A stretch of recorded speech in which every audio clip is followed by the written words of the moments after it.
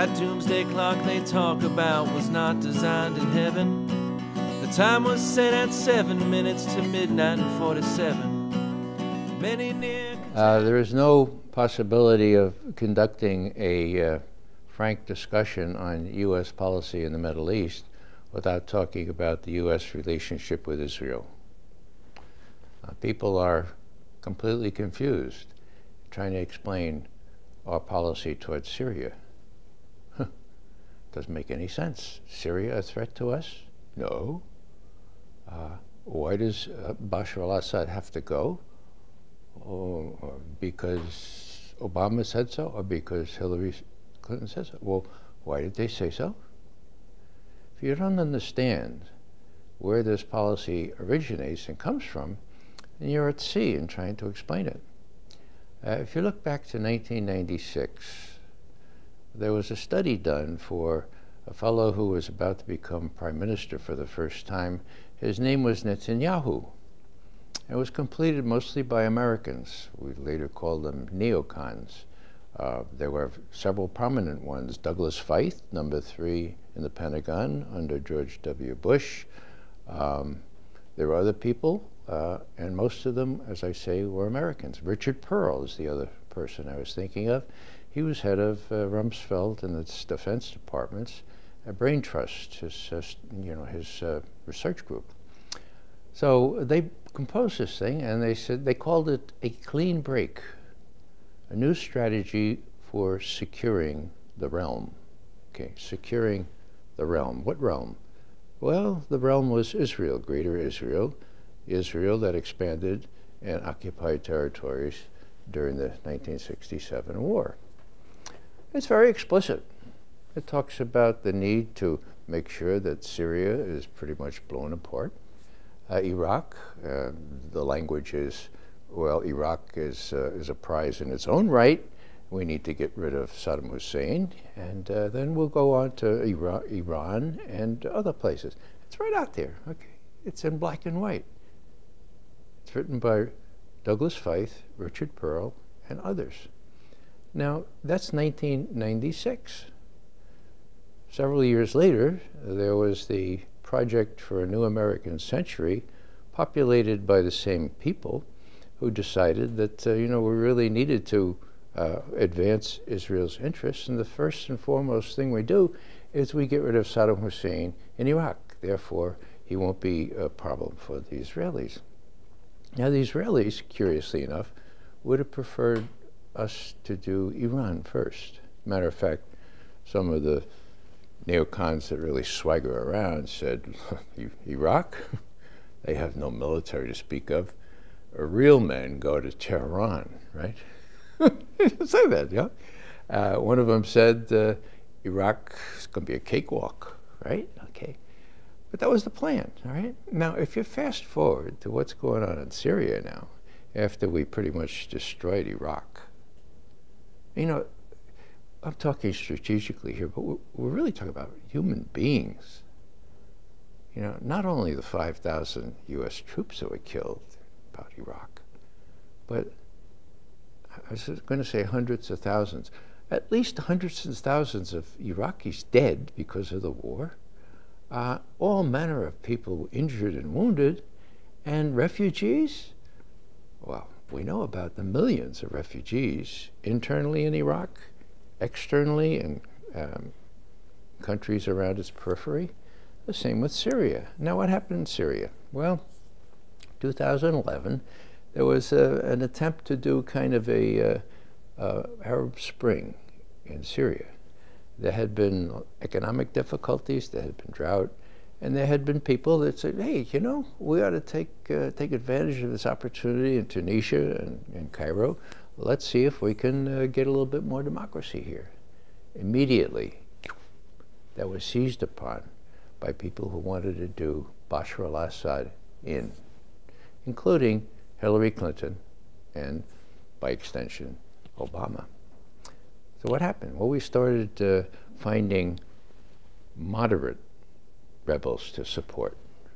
Well, even Obama said 2 years ago now that talking about moderate rebels in Syria is a fantasy.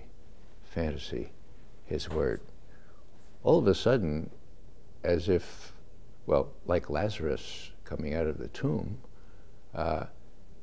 moderate rebels have been resurrected now, okay? We're supporting them again, except for some new qualitative difference that came about as a result of the Russian intervention. Now, the background is that we, in my view, cannot understand U.S. policy toward the Middle East, and specifically Syria, without understanding how our policymakers brag, virtually brag, not virtually, really brag, about there being no daylight, no daylight between the policies of the United States and the policies of Israel. That doesn't do us any good among the Arab states out there, okay?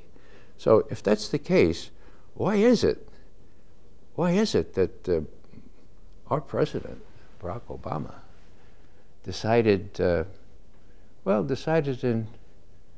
on August 20, 2012, to draw a red line, okay? Now, we all knew that Syria had chemical weapons. They were left over from when they got supplied by various and sundry. There was never any suggestion they were going to use them. It would be suicide immediately because the Israelis would nuke them or whatever. But Obama was asked a question at the very end of a press conference, sort of an unusual thing. Oh, Mr. Obama, you said that you would intervene militarily in Syria unless, you're never going to intervene militarily in Syria?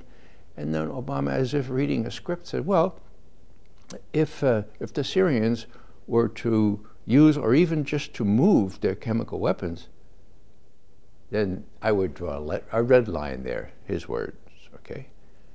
Then I would change my calculus, I would change my approach to Syria.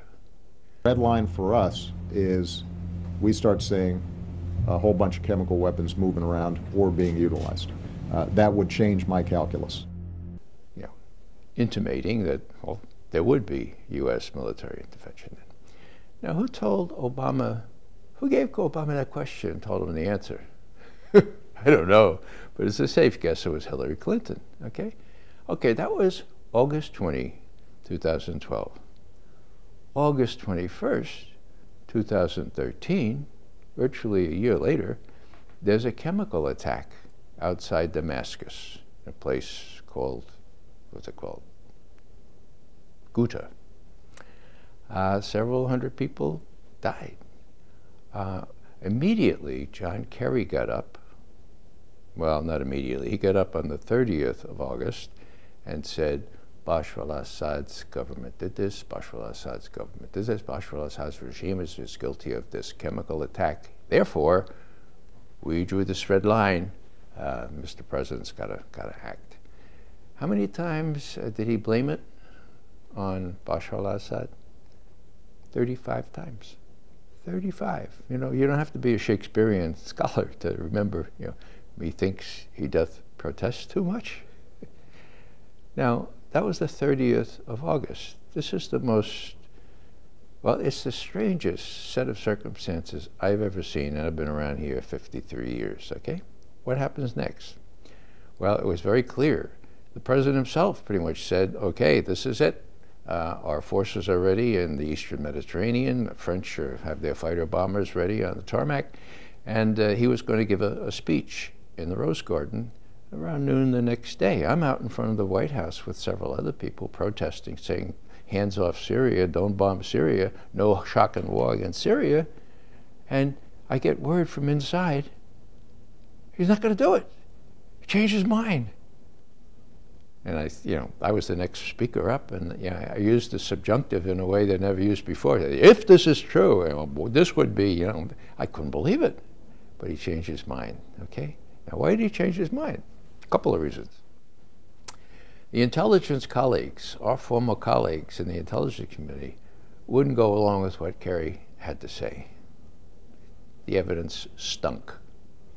we knew that the Turks were facilitating precursor chemicals right into the parts of Syria where this chemical attack took place.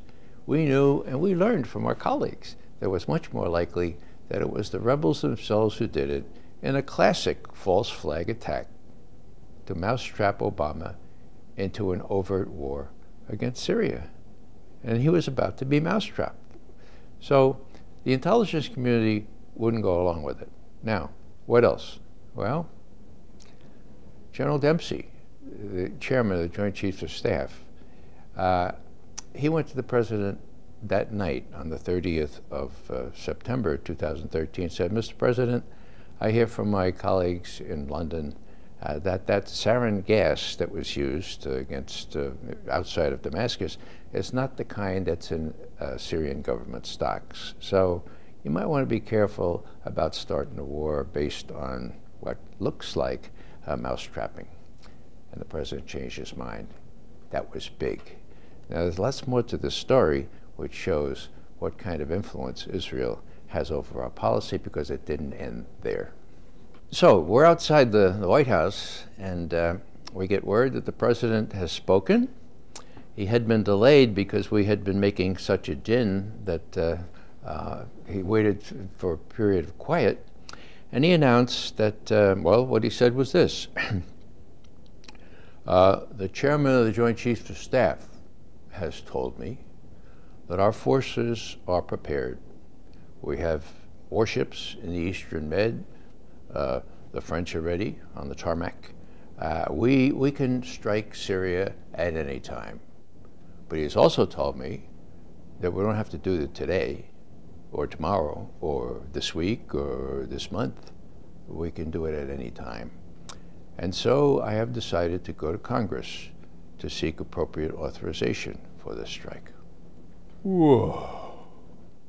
After careful deliberation, I have decided that the United States should take military action against Syrian regime targets. But having made my decision as Commander-in-Chief based on what I am convinced is our national security interests, I will seek authorization for the use of force from the American people's representatives in Congress. Now, it wasn't just my former colleagues who were honest this time. It wasn't just Dempsey. The British, for the first time in 855 years, had voted against the war. British Parliament, right? And, wonder of wonders, it was August, right? And so Congress people and senators were home. And they learned real quick, Americans didn't want another war, okay? So there are lots of factors all coming together. But Obama decided to do the right thing. Now, he was supported by whom? Nobody. He admits it. He has said publicly that he had to go against the advice of Biden, of Kerry, everybody else, and he did the right thing. He's very proud of it. Now, what did he also reveal recently? He revealed that the head of national intelligence, a fellow named James Clapper, came to him unannounced one morning and said, Mr. President, this business about Bashar al-Assad being responsible for the attacks, the chemical attack outside Baghdad, I just want to let you know, it's not a slam dunk. You got it, Mr. President? It's not a slam dunk. Now, the allusion, of course, is to George Tenet, the fellow who discharged George Bush's instructions to falsify, to create fraudulent intelligence on Iraq. His saying that the weapons of mass destruction evidence was a slam dunk. This was around Christmas time, 2002. So, Obama was warned. He was warned by James Clapper, the head of national intelligence, and Dempsey. I'm sure what Dempsey said was this: Mr. President, you know, John Kerry's a wonderful guy. Strategic thinker, not so much. With all due respect, driving boats up the Mekong doesn't make you a strategic thinker. And he doesn't know what would happen on day 2 after Syria. So with all due respect, you could see what he's trying to do. Cut him off the pass, and Barack Obama did, and he's very proud he did, and now he admits that his chief of national intelligence told him it wasn't a slam dunk. Why did Clapper tell him that? Because he was faced with a revolt on the part of his intelligence analysts who refused, and this is important, who refused to do an intelligence assessment. Now, a major event like this, you always get an intelligence assessment. I mean, that's what the intelligence community is for. What happened outside Damascus on the 21st of August, 2013? We needed intelligence. Who was responsible? Our guys wouldn't do it. You know why? Because they wouldn't come up with the answer that Kerry had developed, okay? That Kerry said 35 times on the 30th of August, okay? So there was no intelligence assessment. So after Kerry got up on all the, he got up and all the propaganda stuff, and they said, well, even the stenographers of our media said, well, what's your evidence? They came up with something called a government assessment. New genre. I had been around 50 years before that.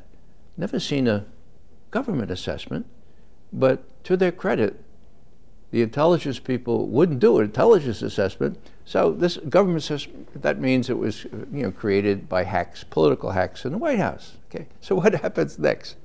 Well, Kerry goes before Congress on the 3rd of September. So we're talking 3 days after the president decided, no, we're not going to do this, right? That's the 31st of August. And he says, we still need to retaliate. We did this red line, and we got to do this. And besides, the moderates are winning, are beginning to win, got the upper hand. Now, he was before the Senate Foreign Relations Committee, which was really gung-ho, to have this attack, just as they're gung-ho to attack anybody. So what happens next? Well, on the 4th of September, the president arrives in St. Petersburg for one of those summits, right? And on the day of his arrival, Vladimir Vladimirovich Putin, the president of Russia, gets up and he says, John Kerry has said that the moderates are winning and that Bashar al-Assad was responsible for the chemical attacks outside Damascus. Он врет. Он знает, что врет. Это печально, which means he's lying. He knows he's lying. This is sad. Now, up to that time, I had been watching Russian foreign policy and the statements of Russian leaders for half a century. Okay, I have never, even in the days of Stalin, seen a Russian leader call the U.S. Secretary of State a liar. But he had him dead to rights. And Obama, who arrived in St. Petersburg that day, knew he had the rights. Okay? Clapper had already told him, right? James Clapper, the head of the National Intelligence. So what did? Well, Putin says, look, Barack, we talked in Northern Ireland just a couple months ago, in June, about how we could manage this chemical weapons problem in Syria. Matter of fact, you know that we've got some working groups working together to figure out how we could make sure this isn't a cause célèbre, isn't a casus belli. So look, let me work on Assad. I think we can persuade him to give up his chemical weapons under supervision, and we can prove that he's given up. So let me work on it. Okay, so Obama says, okay, so he goes back to Washington. Meanwhile, Kerry's around the world, and he's in London, and he's finishing up trying to rally support for an attack on Syria, right? So what happens is that Kerry gets up in London and says, look, the red line has been violated. If we don't move against this terrible threat to us all, now it'll be too late. And then finally somebody asks him a question from the audience, last question, okay, in London, okay? This is, I think, around the 7th of September, 2013. Mr. Kerry, is there nothing that Bashar al-Assad can do to prevent himself from Syria from being shocked and awed?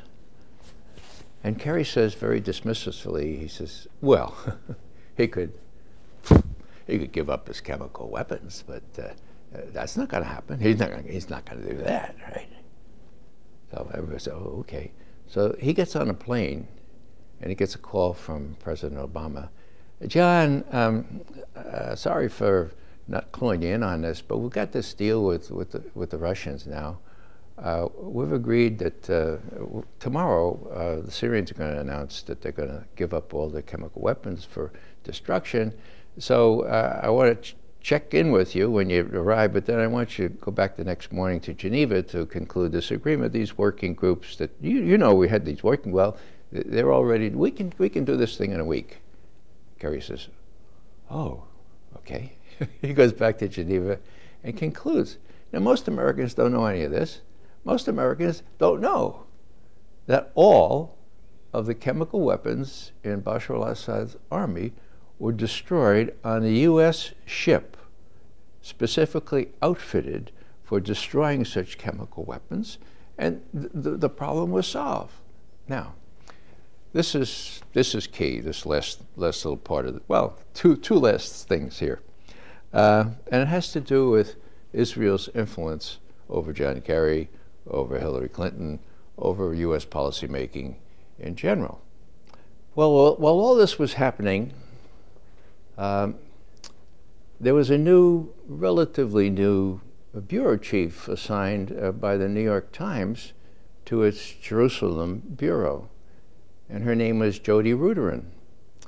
Now, she didn't have a lot of experience in Middle Eastern matters, but she clearly had been briefed, and she's ready to do her job. And when all this stuff is going on, she says, to her credit, you know, I think I'll go ask some high-level Israeli officials what their take on this all is, what their preferred outcome is. And so she does. And she consults with some Israeli officials in power, some in retirement. And what does she find out? Well, the previous consul general in New York, the Israeli, he says, well, you know, Ms. Ruderin, it's not real, it doesn't sound really, it's kind of awkward to say it this way, but our preferred outcome is no outcome. And she says, well, traduisez, s'il vous plaît. I mean, hello, what do you mean no outcome? He said, well, I told you, it doesn't sound very humanitarian, but it's like a playoff where you don't want either team to win. You don't want them to lose either, but you'd prefer to see kind of a draw. And she says, what do you mean? Okay, he said, well, as long as Sunni and Shia are killing each other off, not only in Syria now, but in the whole area, Israel has nothing to fear from Syria. Whoa. Now, this was the Labor Day weekend. Jody Ruderin, to her credit, wrote it all up. And wonder of wonders, it appeared in the New York Times. I can only speculate that people were off at Jones Beach for the weekend, you know. But there it is. Our preferred outcome is no outcome. So, what's the background here? In 2013, Bashar al-Assad was beginning to win, okay?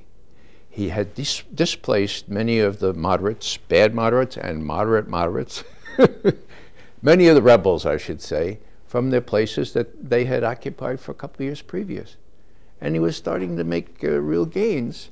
And so if you don't want either side to win, especially not Bashar al-Assad, what do? Obviously, you mousetrap the United States into overt intervention, that way assuring U.S. is not necessarily going to win, but Bashar al-Assad's not going to win either. So it almost worked. And it's really quite amazing how the president very openly advertises this as one key success in his presidency, where everybody else says, yeah, go get Bashar al-Assad. And the answer, of course, is, why? Why? Was he a threat to the United States? No. Was he a threat to Israel? That's quite a stretch. But, you know, if you think about Hezbollah and how they get armed, they get armed through Syria. If you think about Israel's worry about very near threats from Hezbollah, from Hamas and others, then they really like to have pandemonium in Syria. They'd like to have chaos in Syria. They'd like to see Syria dismembered, and they got it. Okay? Now, last thing I'll say on this is, I think, kind of interesting because it's a personal experience. I think it was like the 8th of September, around that time. I'm asked to come on CNN International to talk about Syria, and I do. I'm in this medium-sized booth, and I do my thing sort of remotely, and I come out, open the door, and I almost knocked over this little guy, you know, and they're like, oh, yeah, it's Paul Wolfowitz. Now, as an aside, I've taken a lot of training in nonviolence, and thank God for that, because it came into play there, and I didn't do what I was, as an Irishman, just ready to do to Paul Wolfowitz, who, kidding aside, is responsible for all manner of killing and death and dismemberment in the Middle East.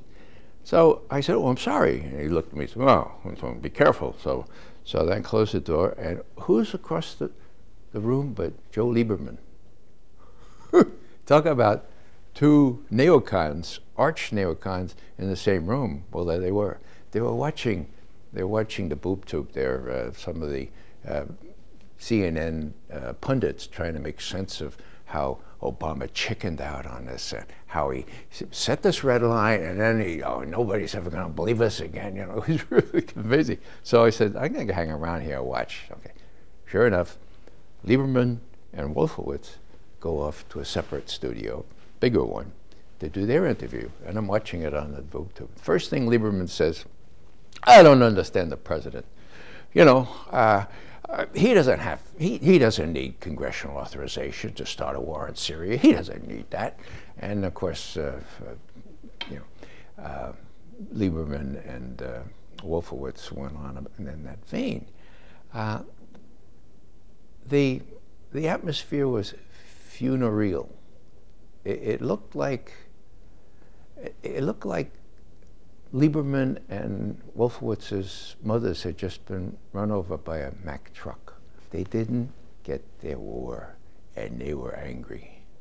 So here's Lieberman saying, President doesn't need Congress. So McGovern digs out his little Constitution, which he carries around with him all the time, and he looks at Article 1, Section 8, which talks about the only authorization for war would be congressional, and he underlines it, and he rips out Article 1, the whole Article 1, and he goes to the elevator. Now, this is not just an elevator kind of place. This is really, really ornate, sort of like something out of Saudi Arabia, really fancy marble and so forth. And he waits for Wolfowitz and Lieberman to come out of their studio. Now, you have to know Washington culture, and namely that it's not possible, it's not permissible to forget somebody who might be important, you know, who you see. So I came on, I said, Joe, Paul, Ray McGovern. And they said, oh yeah, all right. So I shake Lieberman's hand, I was like, now, Joe, hold on for a second, Paul. Joe, you know, I couldn't believe you. You've been in Congress for, what, 24 years? And you don't know that the president needs congressional authorization to make a new war? You don't know? So here, I pulled out Article 1, Section 8 here. Paul, wait a second. Take it home, read it, and think about it, okay? And maybe you want to correct that on CNN. And then Paul's slinking away. I said, what? And then all of a sudden, the 6-foot-tall, beautiful, beautiful escort for Paul and Lieberman appears on the scene. And she looks at what's happening, and she says, "Oh, gentlemen, I'm so sorry." And I say, "Yeah, well, I'm sorry too. What do you like these clowns on your show? I mean, they don't know what's in the Constitution of the United States."